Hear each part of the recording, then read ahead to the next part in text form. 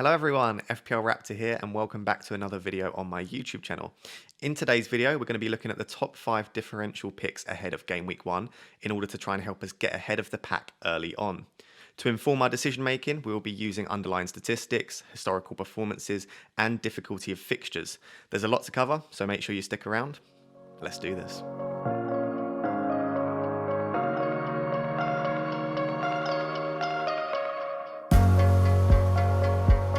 So guys, getting straight into this, we are going to start with the man on the thumbnail, Riyad Mahrez. However, before we get into that, I'm just going to tell you a little bit about why I've chosen the stats I've chosen and how I'm going to be presenting them this season, just so that you know what we're working with moving forward. So as you can see on screen, we've got a few different statistics to work with.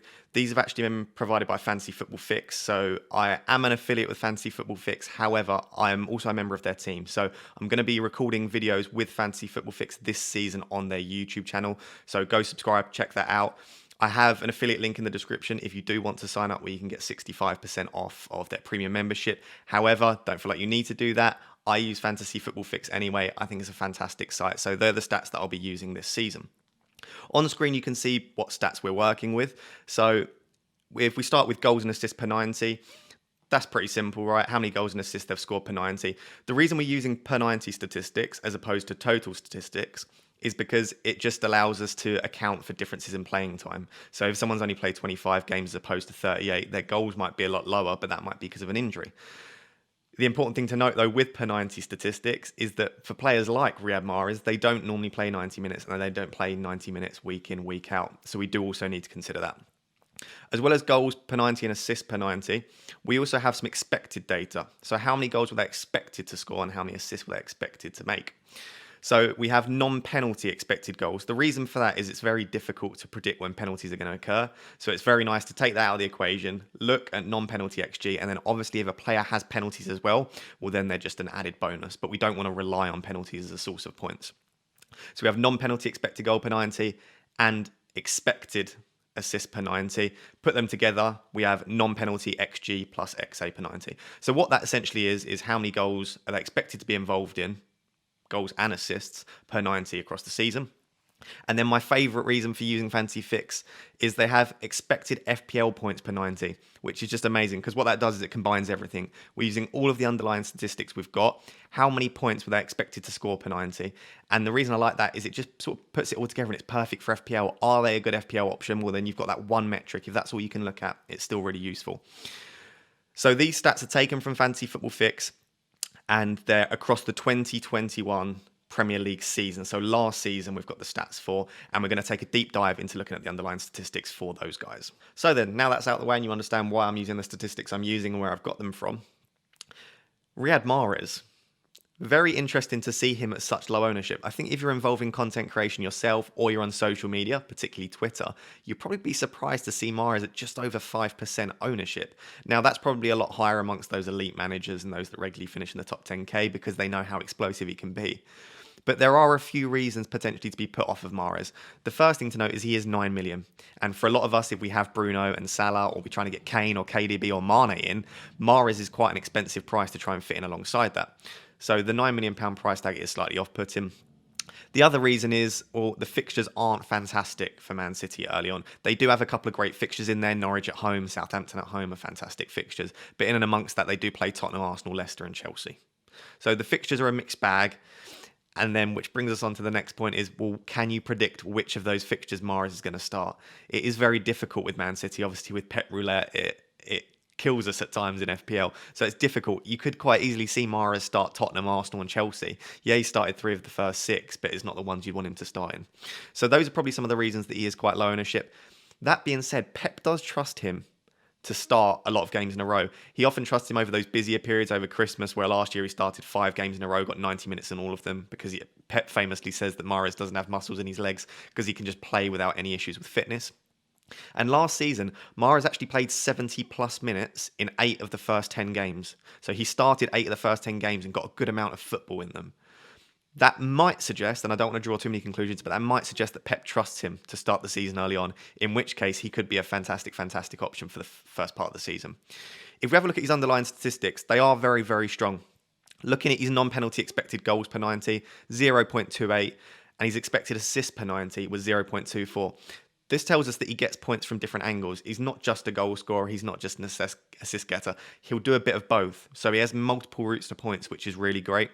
That puts his non-penalty expected goals and expected assists per 90 at 0.42, which means he's averaging just under a return every 2 games. However, obviously, as we said, Mahrez doesn't play 90 minutes every game, so you do have to take that into account. He traditionally overperforms his goals per 90 and assists per 90. As you can see here, he's overperforming. That could mean he's just a brilliant finisher, which I think is probably the case. Or it could mean he's going to regress back to the mean and he might not perform that well this season. Either way, I think if you're choosing Mahrez, you're hoping that he starts the games early on. You're hoping for those explosive returns. We know he can get a brace. We know he scored a hat-trick last season against Burnley in the first 10 games. So we know he's explosive. We know he can get multiple returns. And there is a small possibility he's on penalties if Kane doesn't get the move, or if Kane does get the move, gets the move and returns late. So possibly on penalties, great underlying statistics, knows how to get a goal, has multiple routes to points, and the fixtures aren't too bad, especially that game against Norwich in Game Week 2. I think there are definitely worse players to start with than Riyad Mahrez. So the next player up on the screen is Raul Jimenez. Now, I just want to start by saying how incredible it is to see him back on the pitch. His recovery, whilst it took a long time, I'm just so delighted for him to see him back on the pitch. He is an absolutely incredible player, and he deserves to get back on that pitch and show us what he can do. You can see he's got their protective headgear on, of course, which is great. They're trying to stay safe. But in pre-season, he does look quite fit. He did score in pre-season as well. And the thing I like most about Jimenez is he's already pointing to his non-penalty expected goals per 90. Now, I didn't do that on purpose. Maybe Jimenez just wants to show you how much of a goal scorer he is. I think what is potentially putting quite a few people off of Jimenez early on, you can see he's only at 3.3% ownership at the time of recording this, is those first 3 fixtures are pretty difficult for them. Leicester, Tottenham and Man United. You wouldn't expect Wolves to get a ton of goals in those games, and there are a lot of other options at 7.5 million. Sorry. Watkins, Antonio, even Bamford and Calvert-Lewin at 8 million. You can drop down to Tony for 6.5 million. So there are a lot of other players in that price bracket that have a better start to the season. What I would say is you do expect Wolves to score in those first few games. And if they are going to score, you could quite easily see Jimenez scoring those. He did score in back-to-back games to start last season. So in Game Week 1 and Game Week 2 last year, he scored 2 goals. So he can start the season well. We do know that. Obviously, we need to wait and see how the injury affects him if you're not going with him in Game Week 1. The fixtures wouldn't necessarily put me off. And the thing is, if you start with Jimenez, by the time Game Week 4 spins around, you've got a player who's hopefully have gained fitness with fantastic fixtures. So if you have a look at his underlying statistics, he's an absolute goal getter. He does know how to get assists. You can see his XA per 90 of 0.19 is quite impressive for a goal-getting striker. But his goals per 90 of 0.47, his non-penalty expected Gs per 90 of 0.39. He's a goal scorer. He'll get you goals, and he's on penalties. So yes, we've got the non-penalty expected goals there, but he is on pens. And so if Wolves do get a few pens early on in the season and he's in form, you could quite easily see him getting 4, 5, 6 goals in those first 6 game weeks. I really like Jimenez. I've almost put him here as well just to say welcome back to the Premier League. It's absolutely fantastic to see him back on the pitch. I think there are definitely worse options to have than Jimenez in the first few game weeks. But what I would say is Ollie Watkins is a really nice placeholder, and that's currently the angle that I'm taking. Have Watkins for those first 3 fixtures, and then after Watkins, switch to Jimenez, because I think that's a really nice switch, and it means you get to target those really easy fixtures. Speaking of Ollie Watkins and Aston Villa, the next player in my top 5 differentials list is actually Ezri Konsa. Now, when we're picking differentials and we're making these videos and we're creating content, often the desire is to go for those hard-hitting, explosive, attacking options. But I do think that Ezri Konsa might be potentially being overlooked by a lot of managers. He's been in a couple of my drafts. He isn't in my latest, but I am definitely considering him ahead of Game Week 1. Now, the fixtures, as we know with Aston Villa, it's the reason that many people are on Buendia, Martinez and Watkins, is they've got fantastic fixtures. Watford away, Newcastle at home, Brentford at home. We know that Watford can defend very well, and I have Backman in my current draft, but it doesn't necessarily mean that Ezri Konsa couldn't come up from a corner, score a goal. And also, Watford aren't the best team going forward. They will score goals, but they're not expected to sort of score many goals. Same with Newcastle and Brentford. So I really like those first 3 fixtures. Obviously, after those first 3, they fall off a cliff. So if you're already on Ollie Watkins and Buendia, it might not be the most sensible thing in the world to triple up and go for Konsa as well. But if you're only on Buendia or Watkins, or you have no Villa, I do really like the look of Konsa. Now, many people will be going with Target or Martinez if they're going to go for an Aston Villa defender or goalkeeper, and that's absolutely fine as well. Konsa actually has the better goal threat in comparison to Target. Target's goal threat is incredibly low. He does have the opportunity to get assists, of course, but we want those goals. We want those 15 pointers from our defenders. So I like the look of Konsa. You can see he scored 0.06 goals per 90 last season, which was 2. So he scored 2 goals. They were actually in the first half of the season. And in the second half of the season, he hit the woodwork 3 or 4 times in the space of only a few game weeks. And he was very unlucky to not pick up 4 or 5 goals. I think he'll continue to develop with Mings alongside him, being coached by Dean Smith. He seems to be improving slowly but surely, and I do like the look of Konsa. Now, I am quite worried about the form of Aston Villa towards the back end of last season. They only kept 1 clean sheet in 12 games last season to end the season. So, are Aston Villa just dropping off? Probably. I mean, the underlying statistics suggest that they did actually struggle. It wasn't just a fluke. Perhaps they were quite lucky to keep clean sheets early on. That being said, there's still 3 fantastic fixtures. And they've got Martinez in goal, and they're a very strong team, and they're continuing to strengthen. I fancy Aston Villa to keep 1, potentially 2 clean sheets in those first 3 games. And I think Konsa is well and truly capable of getting up from a corner and scoring a header.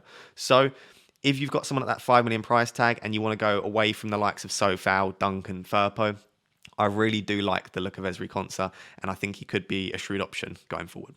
So, similarly to Jimenez, speaking of players that it is great to see returning from their injury, we've got Harvey Barnes.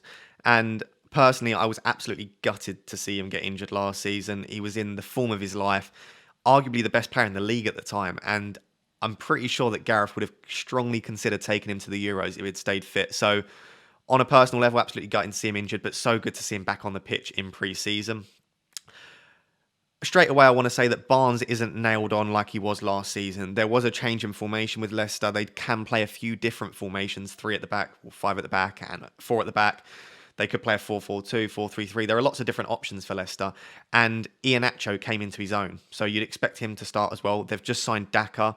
Maddison's fully fit as well. So there is a little bit of competition for Barnes. But having spoken to some Leicester fans, on Twitter, Barnes is expected to be in their strongest 11. And he is getting minutes in pre-season, building up his fitness. So I still expect Barnes to be in the Leicester squad come game week 1, but it's definitely something to keep an eye on. Hopefully, Brendan Rodgers gives us some sort of idea with respect to whether he's going to start or not in some of the press conferences. The fixtures themselves are a bit of a mixed bag, which is similar to what we've seen with all of the differentials. I suppose if they had fantastic fixtures, they wouldn't be a differential. So Wolves at home in game week 1, we don't really know how Wolves are going to perform with the new manager, but I'd still expect that to be a decent fixture for them. West Ham, Norwich, they're not bad fixtures at all. I think the only really difficult fixture in that first 6 for Leicester is Man City. I know Brighton can defend well, as can West Ham, Burnley, but those fixtures I don't think are difficult for Barnes. I still expect him to get some returns if he starts, and I really like the look of him. He is the highest owned player, I believe, in this group, which is 6.9% at the time of recording. Maddison is 11.4%, which suggests that managers are preferring the more nailed-on Maddison, who's also on some set pieces. But Harvey Barnes can be explosive. If we look at his expected FPL points per 90 last season, it was 4.82, which is actually really impressive. If you're approaching 5, that's a really good statistic to be aiming for. He did overperform his expected data. So you can see his expected goals per 90 last season, non-penalty, was 0.29, and his actual goals per 90 was 0.42. Again, could be that he's a fantastic finisher. Could be that he was a bit lucky. He could regress back to the mean and start scoring less goals. I just think he was getting in some good positions, scoring some great goals. He looked confident. Eye test is very, very important in FPL, as well as underlying statistics, and he just looked top-notch before his injury. So I'm not sure that I'll definitely be starting with him come game week 1, but I am very interested to see, can he capture that form that he found last year? Can he come back in game week 1 raring to go, proving a point? I personally think he can. I hope he starts in the new formation, whatever system they choose at Leicester, and I think he could be a great option at 7 million. So the final player on the list is actually Ismaila Sarr from Watford, and so he played in the Championship last season, obviously, for Watford. So the statistics we've taken here are from infogol.net as opposed to Fantasy Football Fix, so you can go check out that website as well. I like Ismaila Sarr for several reasons. The first is I just think he's a goal threat.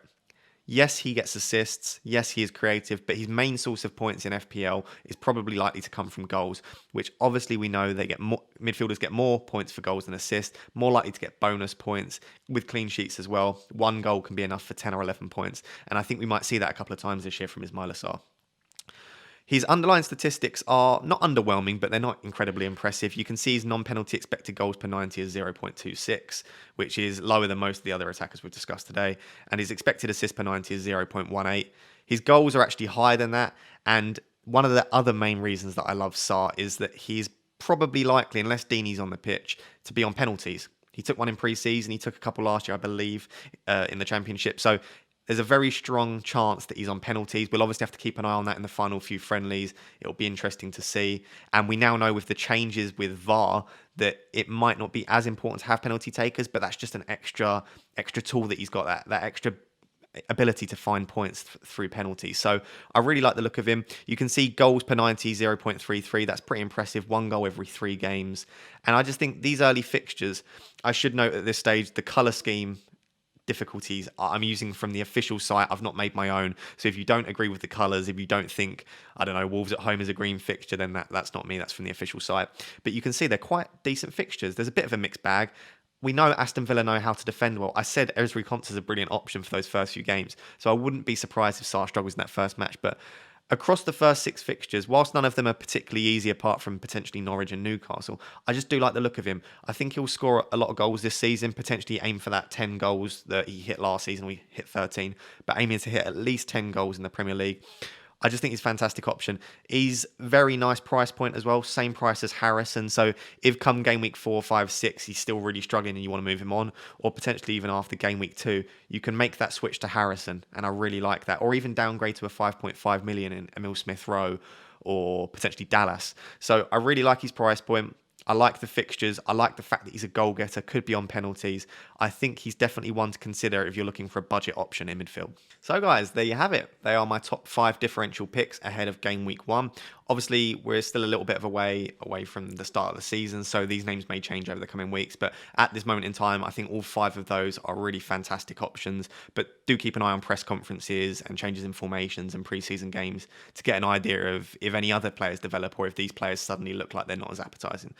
So please do like, comment, subscribe if you've enjoyed the video. Also, just a quick reminder, I try not to plug it too much, but you can buy my book, The Mind Game, which looks at the psychology of FPL. So if you're interested in that sort of stuff, the links are in the description. Please do go buy the book, support the channel by buying the book. I'd really appreciate it. And also, if you can, as I said, like, comment and subscribe.